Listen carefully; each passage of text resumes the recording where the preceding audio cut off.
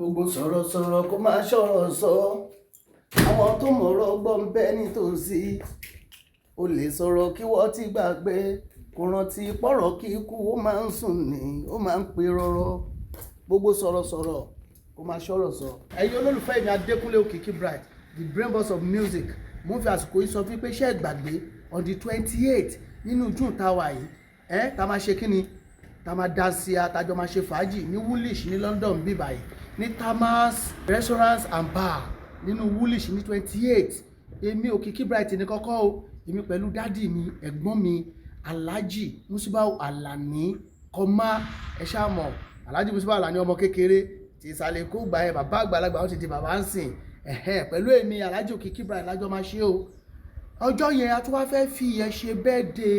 bàbá wa